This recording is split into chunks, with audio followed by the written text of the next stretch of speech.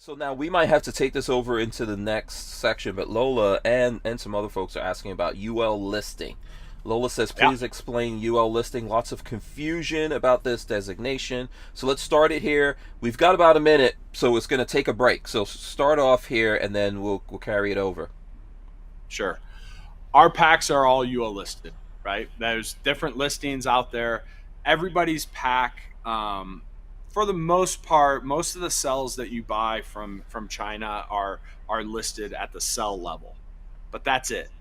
Mm-hmm. We make sure that after we assemble the pack, we then send it off to a nationally recognized lab, and they go the step further to list the pack. And after the break, we can kind of go through what those listings are, what some of the tests maybe are in those Mm-hmm. that listing process, that the abuse that our batteries go through, right? Yeah.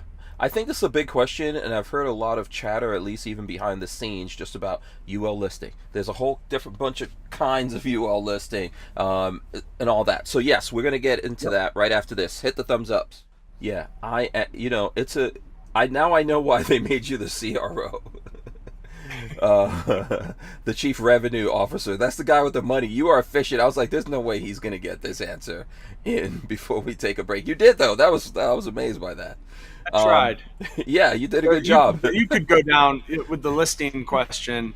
I Mhm. mean, I've sat on standards committees in all of the industries that we serve, Mhm. and there are engineers that will go on for hours and hours and hours about the listing topic. So we can go down this rabbit hole as far as you want to go, Hank. I'm Yeah, ready. I don't know how much the folks out there really understand about what's going on with UL listing. Now, obviously, I think people realize, like, hey, this has to do with safety, and that's why this is here. I think also Rivia, am I saying that right? The RVIA, Yep, so that's RBIA.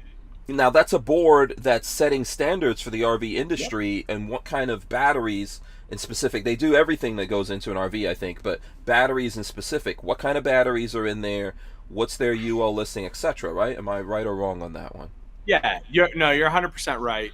So in the aftermarket, consumers can pretty much put in whatever they can get their hands on, right? We can't really control what a consumer is going to put into their rig. Within the RV industry, we're a self-governing industry, right? The RVIA is sanctioned by the federal government to administer and govern ourselves, and we take that very serious as an industry. And so when with lithium batteries being such an emerging technology 4, 5, 6 years ago, we took a step to really educate everybody. And the listings were not, they're constantly evolving because Mm-hmm. we're constantly discovering new technologies and new applications. Mm-hmm.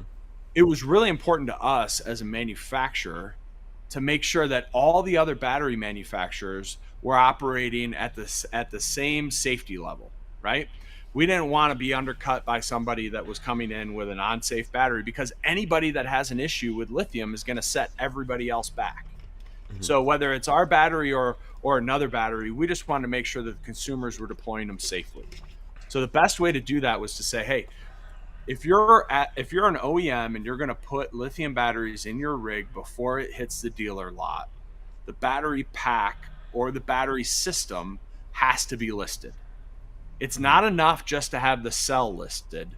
You actually have to take your finished battery or your finished system, send that off to a UL recognized national laboratory, right? And Mm-hmm. and there's I think 7 or 8 of them that RVIA recognizes. We use Intertech, which is up in Michigan.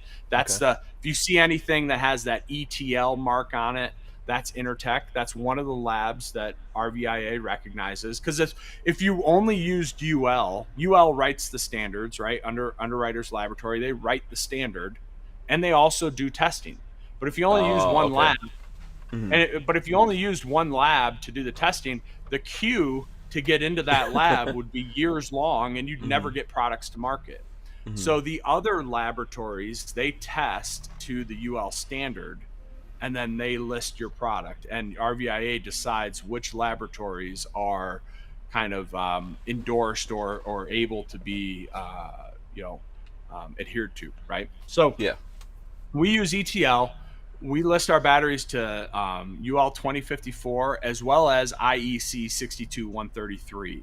So those are the two major listings that we use. There's some other listings out there that other battery manufacturers use that are more suitable for their system and their Hmm. chemistry that they're deploying, right? So we're a lithium iron phosphate manufacturer. That's the chemistry that we utilize.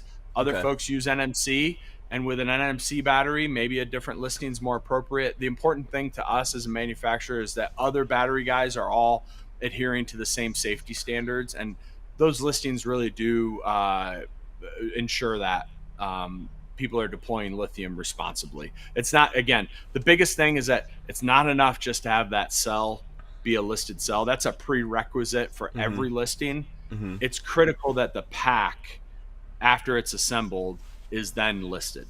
Yeah, that makes sense to me. Okay, I think I understand that a little bit better. And I think on the consumer side, you might be wondering, well, okay, who cares? Well, so if you're going to get a loan on an RV to buy an RV, right? I think someone has a comment about how expensive they are. Um, if you're going to get that loan, those places writing those loans want the RVIA to have certified this thing, right, as an Yeah. RV so that they can write a loan on it. And so that's really important if you're going to do that. Now let's say you don't care, you're buying it cash or whatever. Okay, when you can have issues with whatever it is, right? Whatever it is that's under that, and you might not actually get service on some things if you're not properly listed. Am I right or wrong on that? Yeah, correct. So from an insurance standpoint, we face it in the marine world a lot, Hmm. right? There are boat owners who have a hard time getting insurance on their vessel once they put lithium on it. That's why we get involved with ABYC in that market segment. Hmm. From it's more safety oriented and a peace of mind that the the product that you're putting onto your rig or that your manufacturer has decided to put onto their rig is going to meet the safety threshold that everybody expects, right? They expect that the batteries are going to be safe to be able to deploy. The same reason that there's a standard written in that if you put lead acid batteries in, that they have to go in a vented compartment. It's the Hmm. same set of reasons that we're trying to instill as safety. And you know, there are folks that cut corners and do things in business all the time, and I can't stop them.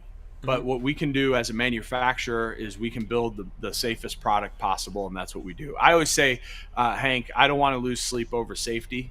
I want to lose sleep over the deal. Right? As somebody Hmm. that's out there trying to Hmm. sell batteries, trying to convince people to use our products, I want to make sure that safety concern. If I'm trying out there trying to sell a product and there's safety concerns over it, I got a really big hurdle.